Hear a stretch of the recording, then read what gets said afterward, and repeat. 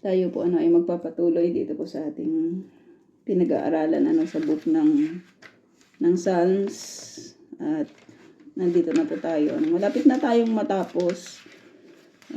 Kung may awa ang Diyos, ay gagraduate din po tayo sa libro po na ito. At kung luluubin din po ng Diyos na magpapatuloy pa po tayo sa ating pong mga pinag-aaralan, isa po itong pagpapala, diba, sa bawat isa po sa atin. At sabi po dito sa Psalm 101, ito po ay panalangin upang iligtas laban sa masasama. Ito ay isang awit na katha ni David upang awitin ng punong mga awit. So may mga parts sa Psalms na kung saan ay makikita po natin yung mga panalangin against doon po sa mga the so-called enemy or enemies. Lalong-lalo na itong si David, may mga tagpo talaga sa buhay po niya na kung saan ay talagang ipinapanalangin po niya yung kanya pong mga kaaway. Hindi upang pagpalain sila, kundi upang wasakin po sila, upang magkaroon po sila ng total destruction. So ganun po yung kanyang ginagawa. May mga psalms na rin po na nakita po na tayo na isinulat po nitong si David na ganun po yung kanyang ginagawa. At magtatanong tayo, sino ba yung kaaway? Sino ba yung mga kaaway po natin, 'di ba, sa mundo po na ito?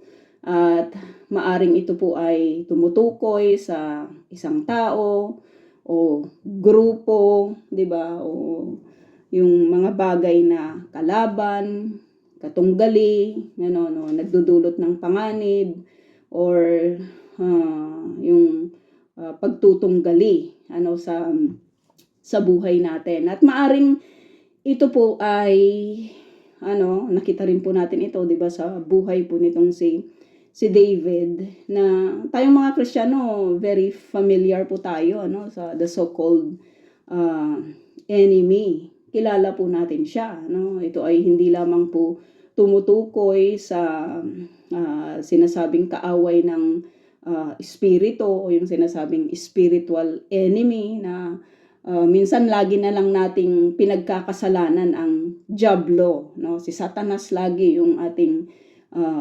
pinagkakasalanan minsan. Pero may maraming mga pagkakataon na yung kaaway ay pwede pong makita po ito sa mga tukso na i-encounter natin sa buhay na ito. Yung mga tukso, mga kapatid, hindi siya totally alam po natin yun na kahit nandyan yung tukso, kapag hindi mo pinansin yon, hindi mo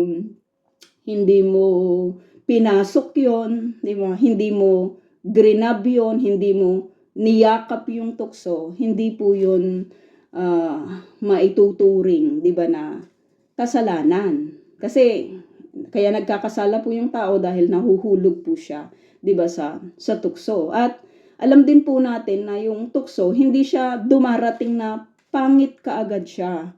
Diba? Hindi siya dumarating na nagdi-disguise nga siya na maayos, nagdi-disguise nga siya na mabuti, 'di ba? Nagdi-disguise nga siya na secured ka, 'di ba? May mga ganon na maayos siya, kasi kung pangit kaagad siya, hindi mo 'yun igagrab hindi mo 'yun hindi mo 'yun yayakapin hindi mo 'yun papasukin 'di ba? Kaya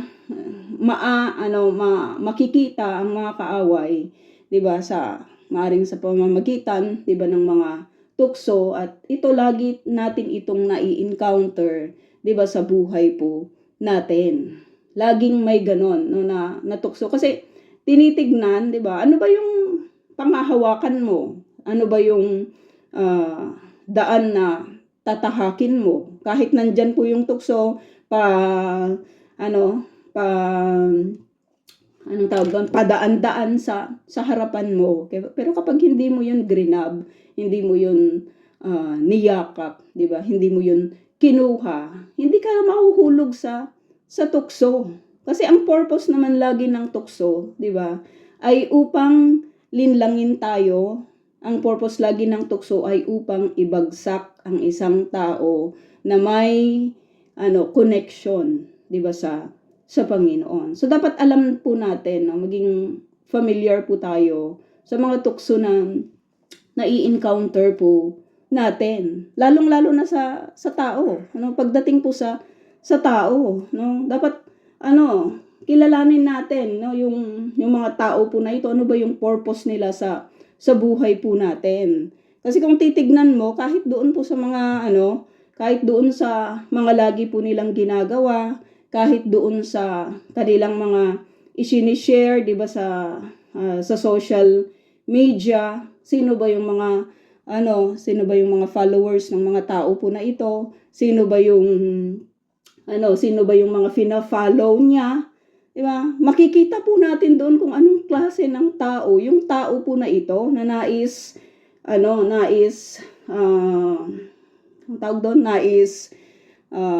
alam po natin may contributions din po yan, 'di ba, si Satan upang i-destroy po tayo. Yung tao na ang lagi na lang followers ay yung mga transgender na mga babae, tapos ang laman ng kanyang mga Facebook ay puro na lang kalaswaan, 'di ba, mga babae na nagpapakita, 'di ba, ng kanila pong mga sarili, nag-aalok ng mga panandaliang aliw, 'di ba, yung mga ganon, or nung nakikita po doon po sa mga taong fina-follow or whatsoever, mga kapatid, it is already a red flag, 'di ba? Tukso. Nandyan lahat, no? Nalilin lang po makikita rin po yung kaaway sa mga panliling. Tapos ila-like mo yon, ila-love mo yung mga ganong klase ng personality, 'di ba? Inaalaw mo yon na kahit makita sa mga Facebook po nila na ikaw ay nag-love, nag-like, 'di ba? Napakalaki pong kahihiyan yon, especially sa atin pong mga mananampalataya, 'di ba, sa Panginoon, na kapag nakita po nila yung ganong klase ng tao na may connection po sa atin, 'di ba, ay ewan ko lang po sa inyo, pero sa akin it is a disgrace. Lalong-lalo na we are not working for ourselves, we are working for the Lord, 'di ba? Si God po yung ating si God yung pinaglilingkuran po natin. So dapat maingat po, 'di ba, yung bawat isa po sa atin. Kahit doon sa simpleng bagay na yun, simpleng bagay lang po yung mga ganong klase po, 'di ba, ng mga tukso, pero napakalaki pong impact nito sa spiritual na buhay, 'di ba, ng bawat isa, especially sa grupo po, 'di ba, ng mga mananampalataya. Makikita rin ang mga kaaway sa pamamagitan, no, ng yung mga panlilin lang na ginagawa, 'di ba? Kasi ang isang mananampalataya lang talaga, hindi siya pwedeng malinlang, lalong-lalo na kapag siya po ay rooted sa salita po ng Panginoon. Laging yung kanyang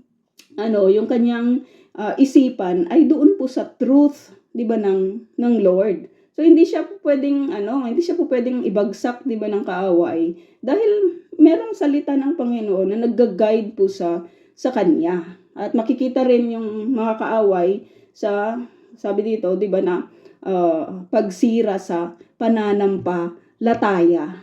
Pagsira sa pananampalataya, kapag sinubukan mong kontrahin yung sinasabi po ng scripture, it is already a red flag. It is already a red flag, no? Na wala pa akong nakita na kumontra sa salita po ng Panginoon na nagtagumpay, 'di ba, sa buhay na ito. At ang mga kaaway na ito ay yung mga bagay na lumalayo sa Diyos. Kapag hindi ka na inilalapit, 'di ba, sa Panginoon, kapag hindi ka na hindi na nakaka-bless, 'di ba, yung kahit mismo sa sarili mo hindi ka na nabe-bless, 'di ba, dahil sa mga ginagawa mo, ang kaaway ay nandyan na. You already embrace it, 'di ba, sa buhay mo. At pwede rin itong makita sa maling impluwensya. Yung mga kaaway ay pwede rin makita, 'di ba, sa maling impluwensya, sa kasinungalingan ng lipunan, sa materialismo, sabi dito sa immoralidad, pressure na sumunod sa mga bagay na alam mong hindi tama. So grabe yung kaaway ng isang nasa Panginoon. Kaya maintindihan natin itong si David kung bakit ganun na lang yung kanyang ganun na lang talaga yung kanyang panalangin. Para po dito po sa mga sinasabi pong kaaway, yung mga kaaway niya, yung mga umaaway po, 'di ba, sa kanya. Kasi napakatindi po nang pwede po nilang gawin sa buhay ng isang mananampalataya, 'di ba, sa Panginoon. At makikita rin po ito, mga kaaway po na ito, sabi po dito, 'di ba, na pwedeng makita ito sa makasalanang kalikasan, yung masamang pagnanasa. Masamang pagnanasa. Iba yung ninanasa mo kaysa ninanasa, 'di ba, ng Panginoon. Napakapalad po natin kasi sa scripture binigyan na tayo ng mga magaganda at maayos, 'di ba, na pagnanasa. Yung ano ba yung mga pagnanasa natin? Ano ba yung mga yung mga yung mga ninanasa natin, 'di ba, sa buhay na ito. May mga magagandang naisin, 'di ba? Meron din naman yung mga masasamang naisin. At madalas itong mga masasamang pagnanasa po na ito, mga kapatid, ay pwedeng material, mga ganon, no? Pwedeng makamundo, pwedeng lust, no? Gusto mo ring ibenta-benta ang sarili mo, no? O makipaghalikan sa kung sino-sino, 'di ba? Mag-create ng mag-indulge into anything, 'di ba, na hindi po nakalulugod, 'di ba, sa Panginoon. And we already alam na po natin 'yan kasi mga napagdaanan na rin po natin 'yan. Pero nung tayo po ay binago, 'di ba, ng Panginoon, iba na po yung ninanasa natin, 'di ba? Iba na yung mga sinasabi po nating kahinaan, iba na yung sinasabi po nating kayabangan, wala na sa atin yung mga 'yon, no? Wala na yung pride, wala na yung galit, wala na yung inggit, wala na yung mga negatibong emosyon, 'di ba? At ang ninanais na lang po natin ay sundin ang Diyos kaysa sundin yung ating mga sarili. Lahat ng sumunod sa sarili napahamak pero yung sumunod sa Diyos, pinagpala ng Panginoon. All throughout the scripture, mababasa po natin yun na lahat po ng sumunod sa Panginoon, nagkaroon po sila ng buhay, 'di ba, nakasiya-siya at buhay na masagana, buhay na nakalulugod, 'di ba, sa Panginoon. So, maraming factor kung papaano po makita, 'di ba, yung mga kaaway sa buhay, 'di ba, ng isang tao. Napakatindi po yung testing dito sa mundo. Hindi tayo nandito sa mundo bilang mga mananampalataya para magkaroon ng bed of roses o kumain sa mga gold na mga plates and spoons, 'di ba, mga ganon, or yung mga tinidor. Hindi, mga kapatid, nandito tayo for the glory of God, that in everything na ginagawa po natin, 'di ba, nakikita po natin yung pagkabay, nakikita po natin yung pagkilos, nakikita po natin yung pagtulong ng Diyos sa lahat ng ating pong mga undertakings, no? Sa lahat ng ating mga ginagawa, no? Sa lahat ng ating mga kinakaharap, mapa-emotion man yan, 'di ba, mapa-spiritual man yan na kaaway, or makamundong impluwensya man yan, or yung mga sarili po nating likas na kahinaan, 'di ba, sa buhay na ito. So, knowing all those things na image, 'di ba, ng kaaway, na ito lang, hindi kasi nagbabago yung purpose ng kaaway 'di ba, sa buhay ng isang mananampalataya. Lagi na lang ang purpose po nito ay upang ibagsak ang isang mananampalataya ng Panginoon, upang hindi siya sumunod, 'di ba, sa Diyos, upang kalabanin niya, 'di ba, yung Diyos, upang hindi niya tignan na ang pinaka-final authority ng isang tao ay ang Diyos at ang kanyang salita. So, tignan natin itong sinasabi po ni David. So, maintindihan natin itong puso ni David as he penned, 'di ba, itong awitin po na ito. Sabi dito, pinupuri kita, O Diyos, huwag ka sanang manahimik. Gusto ni David na na huwag palampasin ng Diyos yung yung mga bagay na kanya pong idudulog. Kasi minsan yung pananahimik, mga kapatid, 'di ba? Hindi yan hindi yan nagsusolve ng ng problema. Hindi siya nagsusolve. 'Di ba? Yung sinasabi na hayaan mo lang 'yan, panahon yung panahon, hihilumin yan ng panahon. Hindi ganoon. Wala pa akong nakita kahit yung kahit yung mga issues dito po sa Middle East, 'di ba, na ilang taon na yung mga gera na nangyayari. Hindi pa tayo pinapanganak sa ilang ilang siglo na yon, 'di ba? Ilang thousands of years na, 'di ba, yung mga unresolved na mga conflicts and issues between families. Pamilya naman talaga yung naglalaban dito 'di ba, sa Middle East. Magkaibang Diyos na pinaglilingkuran, 'di ba?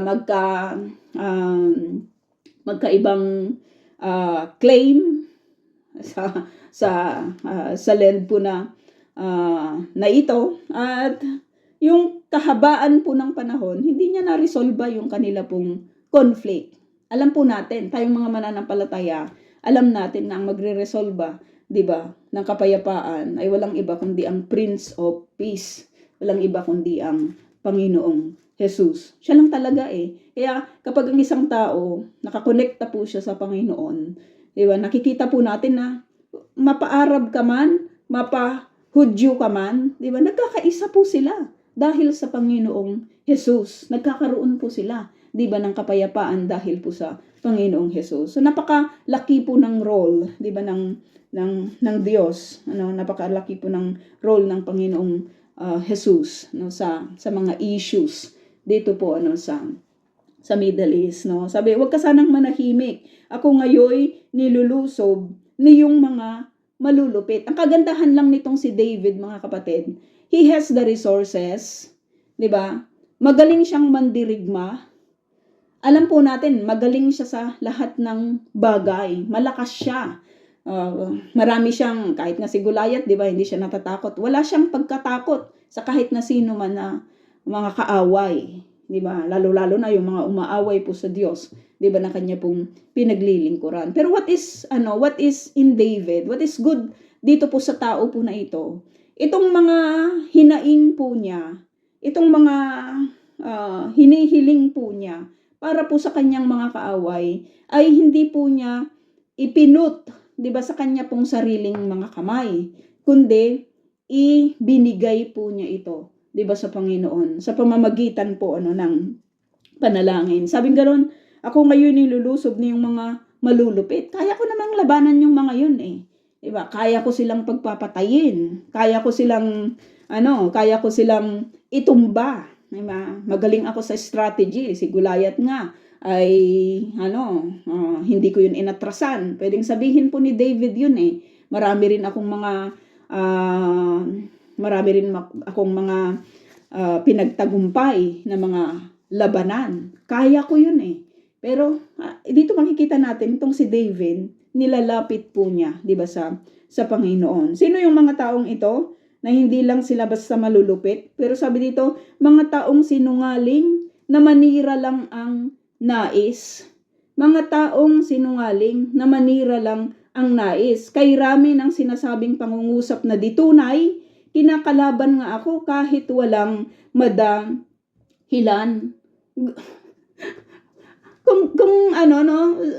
Kung sa atin mangyari yung ganitong sitwasyon po nitong si David, talagang magagalit tayo kasi wala namang dahilan para ako ay awayin. Tapos itong mga sinungaling na ito, sinungaling na nga, 'di ba? Ay kung ano-ano pa yung sinasabi nilang pangungusap. Syempre sinungaling, hindi totoo, hindi tunay yung kanila pong sinasabi. So madalas na ang reaksyon ng isang tao labanan yung tao na yon, ipakita na hindi tama or mali yung kanyang sinasabi. Pero si David hindi, 'di ba? ang ginagawa po niya ay nilalapit po niya, 'di ba, sa Panginoon. Ganon katindi yung confidence nitong si David. Kasi alam niya, 'di ba, yung kanyang sarili na sa kanyang pagsunod, 'di ba, sa Panginoon, ang tangi lang niyang ginagawa ay yung kalooban, 'di ba, ng Panginoon. Kaya na-identify niya yung mga taong nagsasabi ng mga pangungusap na hindi tunay. No? Hindi tunay yung kanilang sinasabi kasi hindi ko naman yun ginagawa. Ang masakit doon, mga kapatid, 'di ba? Kapag inaccuse ka, totoo yung iyong ginagawa. 'Di ba? Madalas ganun, nasasaktan ka dahil totoo yung mga sinasabi sa iyo. Totoo yung mga sinasabi hindi lang ng mga marites kundi yung mga lumalaban, 'di ba, sa iyo. Kapag minsan, 'di ba, na tayo na a-accuse po tayo, dalawang bagay lang po yun eh. Whether it is true or it is false. Pero lagi po nating tatandaan na yan pa yung gawain ni Satan din. Accuser siya. No? Siya po yung father of lies.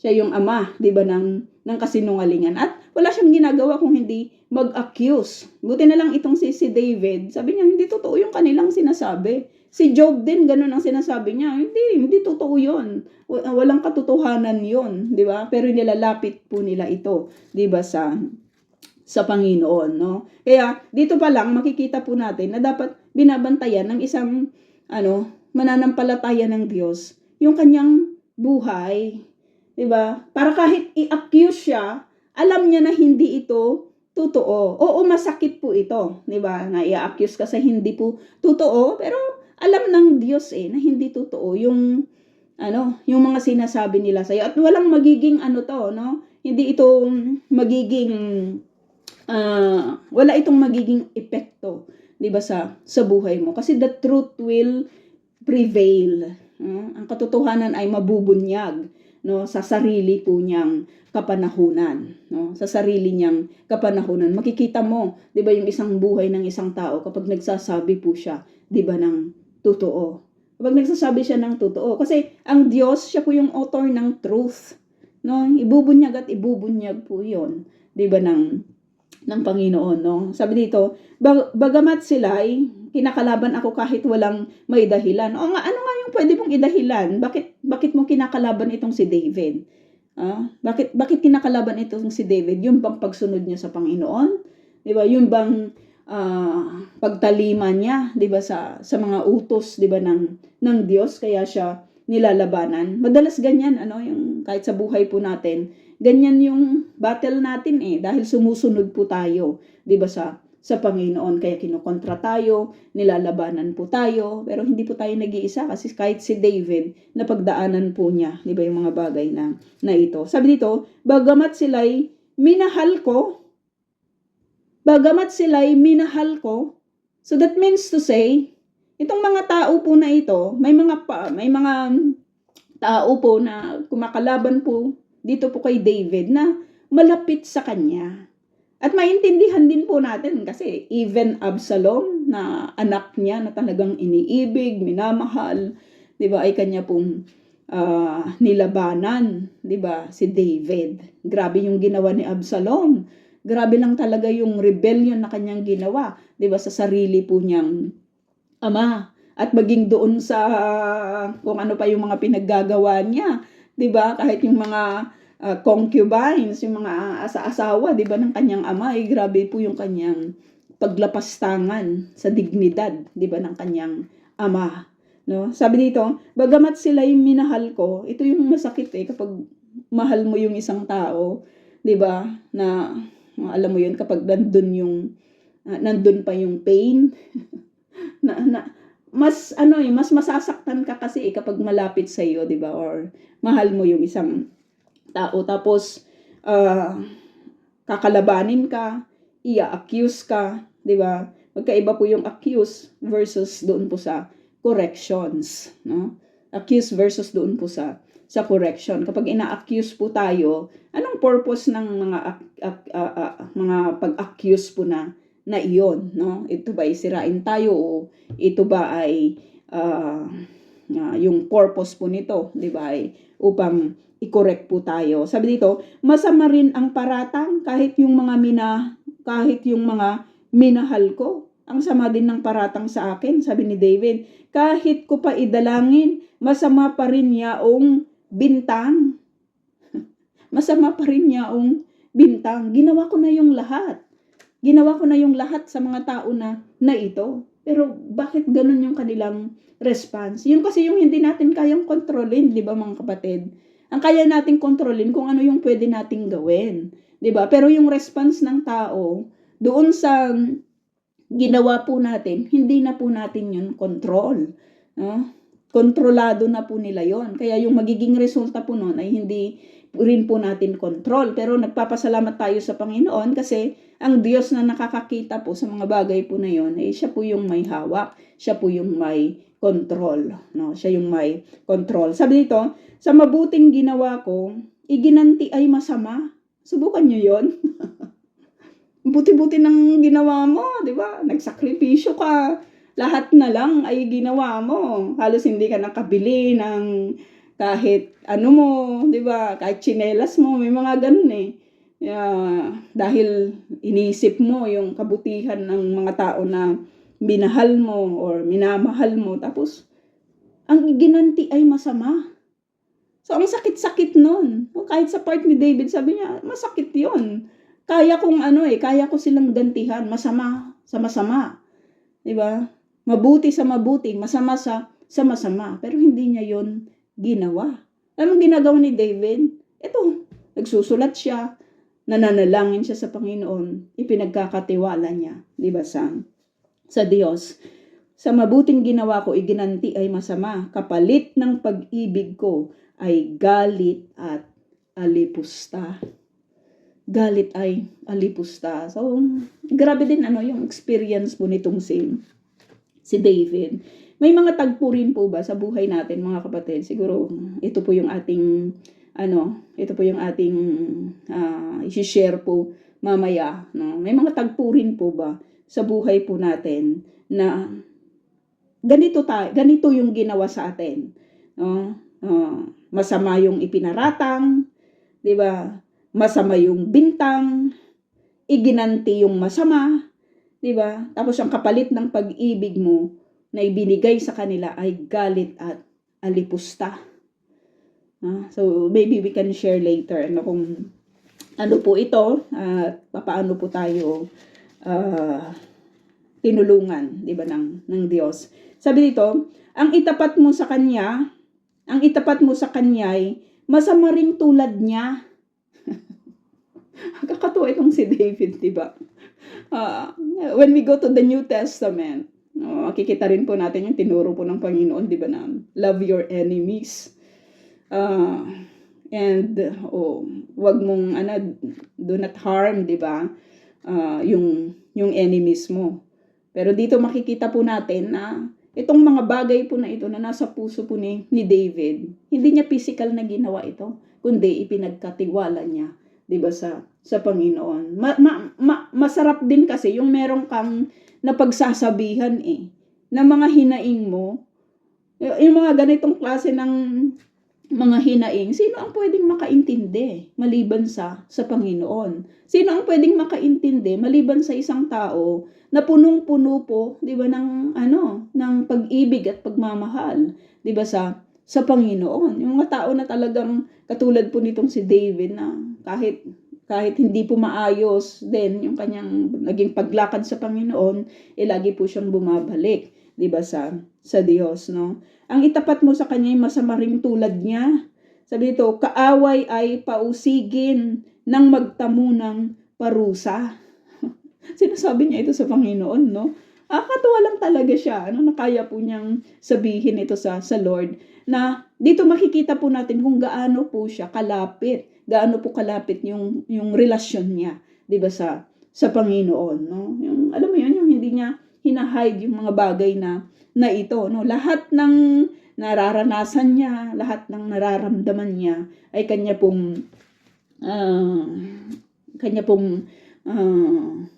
sinasabi, 'di ba, sa sa Panginoon. Sakit ng aking lalamunan. Sabi dito, pagkatapos na malitis, bayaan mo na magdusa kahit siya manalangin. Huwag mo nang dinggin pa. Ang tindi ng kanyang ang tindi ng kanyang nararamdaman para sa kanyang mga kaaway. Para doon po sa mga tao na napaka-ungrateful lang talaga. Naka-encounter na ba kayo ng mga ganitong klase ng tao? At nakapanalangin na rin po ba kayo ng katulad ng panalangin po na ito? Sa aawit-awitin ito, di ba? Ito ay isang panalangin upang iligtas laban sa masama. Sabi dito sa title po natin. Pero grabe yung kanyang pagdiin sa destruction ng kanyang mga kaaway. Sabi niya kahit yung mga panalangin nila, sabi niya kahit sila'y manalangin, wag mo nang dinggin pa. Wag mo nang dinggin pa. So, makikita lang din po natin dito yung katauhan po nitong si David na tao lang din siya. 'Di ba na nasasaktan? Pero ulitin natin, ang maganda po sa kanya, hindi niya inilagay sa kanyang mga kamay ang paghihiganti, kundi ipinagkatiwala po niya, 'di ba sa Panginoon. Ang dapat ay, sabi dito, paikliin, tinataglay niyang buhay. Lord, wag mo nang dagdagan pa yung mga buhay nila, paikliin mo na sila kasi ang sasama lang talaga nila. 'Di ba? Napakasama ng kanilang iniisip, napakasama ng kanilang ginagawa. Ganito yung ipapanalangin mo sa Panginoon. 'Di ba? Mamatay na sana siya. Yung mga ganon, 'di ba, na may mga ganon po ba na lumabas din po sa ating mga bibig. Na mamatay ka na lang sana. Dahil ang sama-sama ng ugali mo, napaka-bad mo talaga. Sabi dito, kuhanin ng ibang tao maging kanyang katungkulan. Kung may katungkulan man siya, Lord, ibigay mo na sa iba kasi hindi siya karapat-dapat. Hindi siya karapat-dapat sa mga katungkulan na meron siya. No, sabi dito, silang mga anak niya ay dapat na maulila. Mamatay na talaga siya para hindi na dumami pa yung kanyang magawang kasalanan. No? Hindi na dumami pa yung kanyang lahi. No? Napakahirap naman talaga kapag ang sama-sama ng paligid. Diba? Hindi ka panatag. Katulad ng kwentuhan po sa church nung Saturday. Diba na grabe yung mga nakawan. Grabe kahit yung matanda na nagbenta ng kanyang lupa ay grabe po yung ginawa sa mga tandang mag-asawa po na iyon.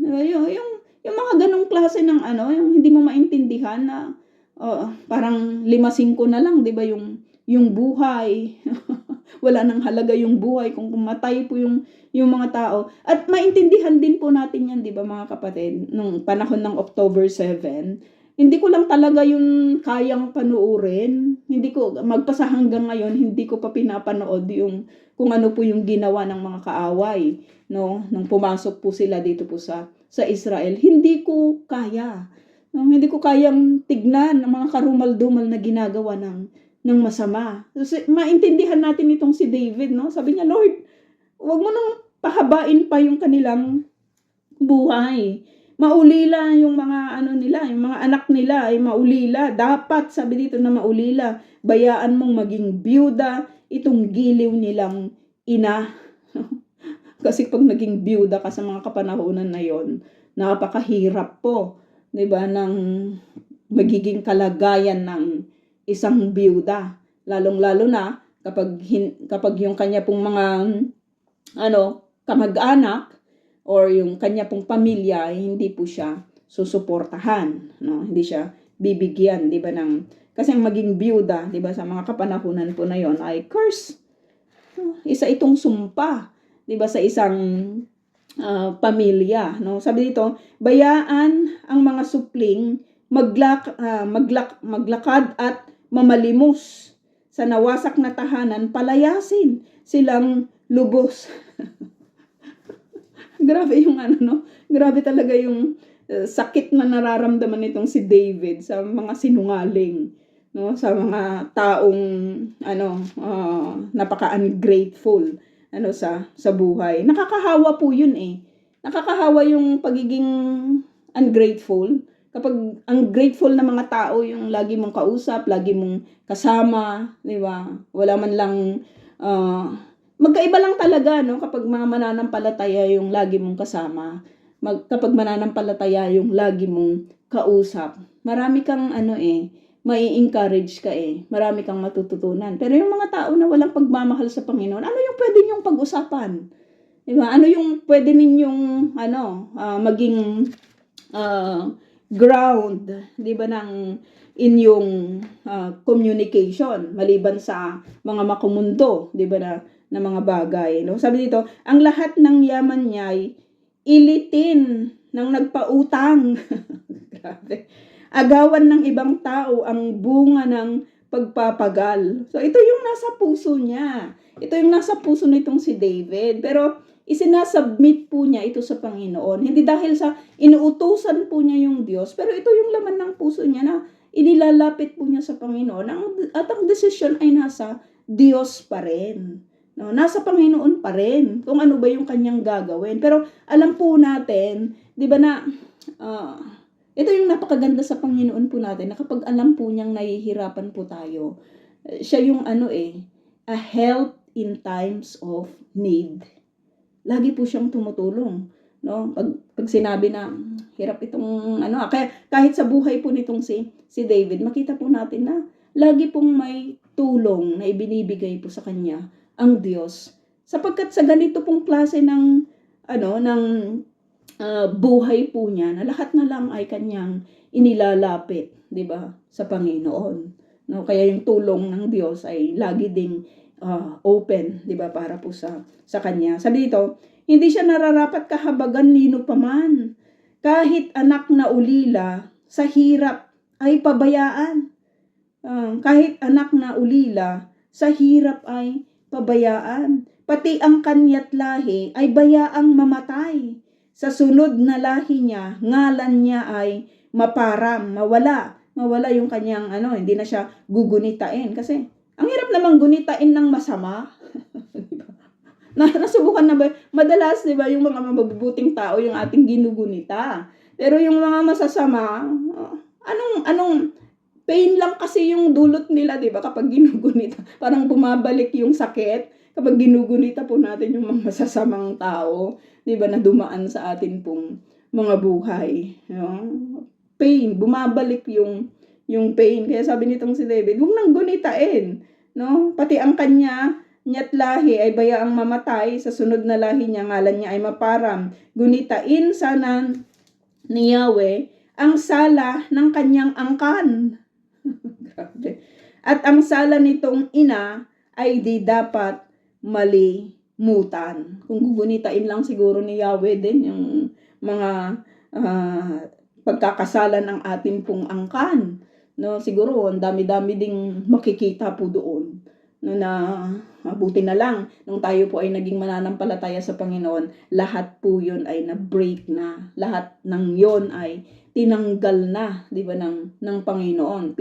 Sabi niya, hindi ko na yun aalalahanin pa. Grabing Diyos, sinong katulad ng Diyos na meron po tayo? Sinong katulad ng Diyos na kinikilala po natin, na kahit yung mga hindi karapat-dapat na mga yung mga nakakadire, di ba, na mga ginawa natin sa nakaraan. Sabi ng Lord, hindi ko na yun alalahanin pa, nilinis na kita, di ba, for my glory. Nilinis na kita for my purpose, no?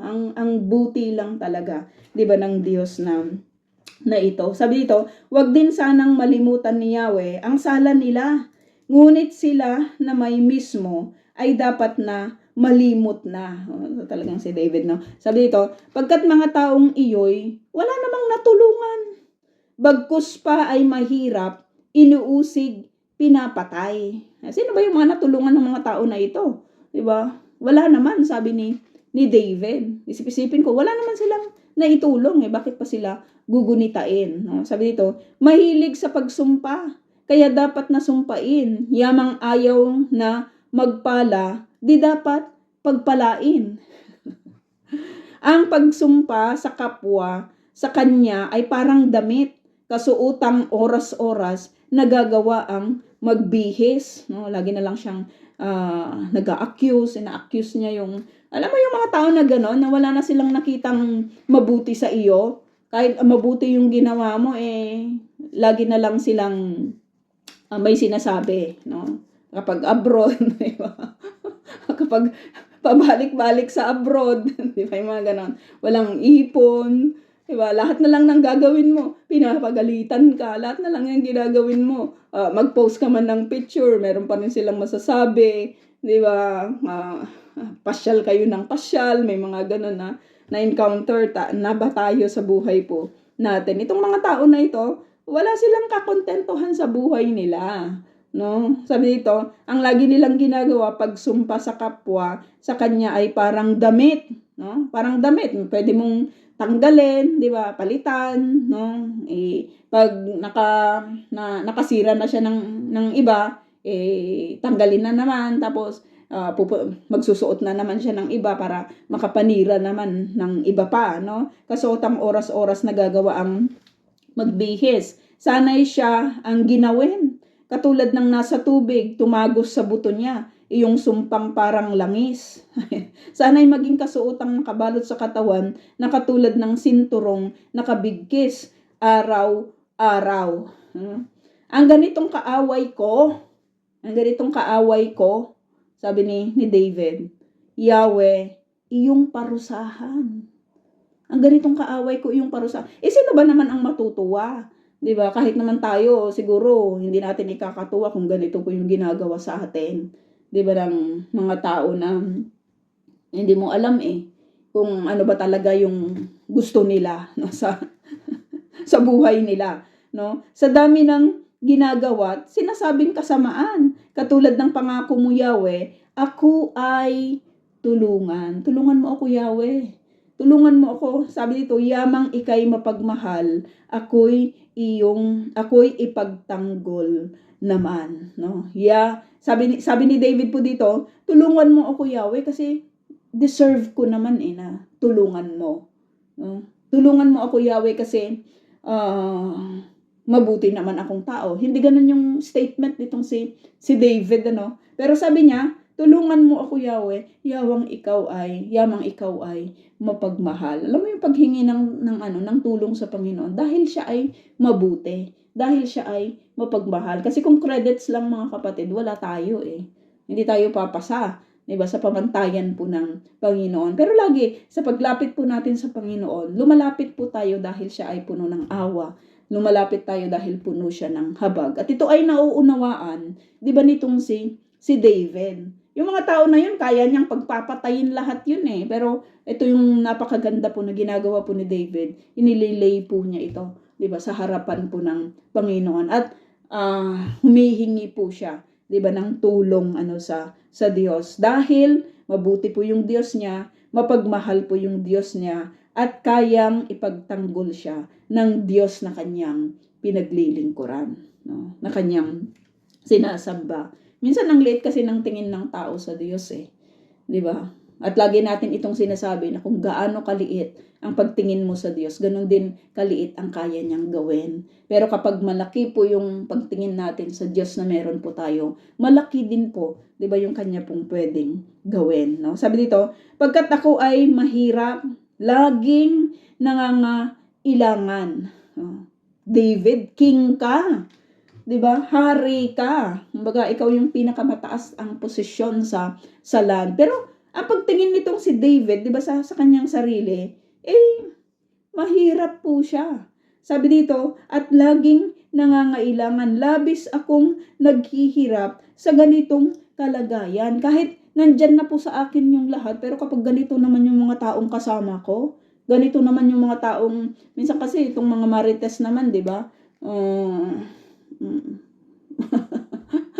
Nakaka-add din sila, 'di ba, sa mga pain na nararanasan po natin. Kaya nga sa bawat naririnig po natin, 'di ba, atin po itong inilalapit din talaga, 'di ba, sa Panginoon, no? Hindi ko kaya, Lord, na magpatuloy ng ganito. Parang sinasabi nitong si David, no, na yung mga taong nakapalibot sa akin ganito, mga taong mahal ko ganito, 'di ba? Yung hindi naman mawawala 'yun, 'di ba mga kapatid? Hindi talaga sila mawawala at alam ni David na hindi mawawala sa sirkulasyon niya yung mga ganitong klase po ng tao. Pero alam ni David kung kanino siya manghihingi, 'di ba, ng tulong, at yun ay walang iba kundi ang Diyos, 'di ba, na meron siya. Anino ang katulad ko na kung gabi nawawala, parang balang na lumipad kapag ako ay inuga. Hindi ako malakas, Lord. Alam mo, ito ay ang tawag doon, yung pag-admit na hindi po natin kaya, 'di ba? Sa harapan po ng Panginoon. It is a bold statement, 'di ba, sa Lord. Kasi ang tendency kasi minsan ng isang tao ay yung magbukas siyang malakas, 'di ba? Pagmumukhain niya na malakas yung kanyang sarili, pero ang totoo, mahina siya, 'di ba? At sa harapan po ng Panginoon, walang po pwedeng walang po pwedeng mailihim, 'di ba, sa Lord, no? Kapag anong sabi ng Diyos? Kapag ikaw ay mahina, bibigyan kita ng kalakasan. Pero kapag ito po ay humihingi, 'di ba, ng lakas sa Panginoon, no? At ito po yung ginagawa nitong si David. Malakas ako siguro, Lord, pero yung mga ganitong mga battle, ikaw po yung talagang higit na po pwedeng magbigay sa akin, 'di ba, ng tagumpay. Sabi dito, mahina na ang tuhod ko dahilan sa di pagkain. Payat na ang katawan ko, butot balat sa paningin. Grabe yung epekto ng mga tao na ito sa buhay niya. Sasabihin niya yung ganitong mga bagay, mahina na daw yung tuhod niya. So that means to say, nasa katandaan na itong si David when he penned, 'di ba, yung awitin po na ito, no? Itong panalangin na ito. Pero sa kanyang katandaan, 'di ba, ganito pa rin yung kanyang na-experience kasi nga hindi naman sila nawawala lagi pa rin silang nandiyan. Tumanda man tayo mga kapatid, ganyan pa rin naman yung sitwasyon natin. Hindi naman nawawala kasi ang mundo na ito ay hindi lang naman mabubuti, 'di ba, yung nakatira. Ang pamilya natin hindi naman sila lahat mabubuti din. So laging may ganung struggle, 'di ba, sa atin, no? At grabe po yung tindi ng mga nagagawa ng mga tao na ganito na kasama po natin or nakakasama po natin. Kaya maganda lang talaga na 10 PM na daw po. Yun, I rev po mga kapatid, at yun po yung ating lesson. At yun, itatype po na lang po yung ating question. I rev po. Nag-end po tayo dito sa verse 24 ng Psalm 109.